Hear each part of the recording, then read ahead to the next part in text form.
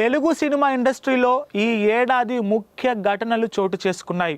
ముఖ్యంగా కొంతమంది స్టార్స్ వివాదాల్లో నిలవటం సంచలనంగా మారింది.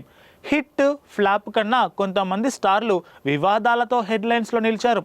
అందులో ముఖ్యంగా ప్రేమ పేరుతో మోసం చేశాడని హీరో రాజ్ తరుణ్పై యువతి ఫిర్యాదు చేయడం, కొన్ని రోజుల పాటు మీడియాలో హంగామా చేయడం జరిగింది. మరోవైపు లేడీ కొరియోగ్రాఫర్పై లైంగిక వేధింపుల కేసులో జానీ మాస్టర్ కూడా అరెస్టు తీవ్ర సంచలనంగా మారింది. ఇంకోవైపు హీరో నాగార్జునకు చెందిన ఎన్ కన్వెన్షన్ కూల్చివేత, నాగార్జున ఫ్యామిలీపై కొండా సురేఖ వివాదాస్పద వ్యాఖ్యలు కూడా కలకలం సృష్టించాయి. అటు మంచు ఫ్యామిలీలో వివాదం, విష్ణు మనోజ్ మధ్య విభేదాలు, జర్నలిస్టుపై మోహన్ బాబు దాడి కూడా సంచలనం రేపాయి.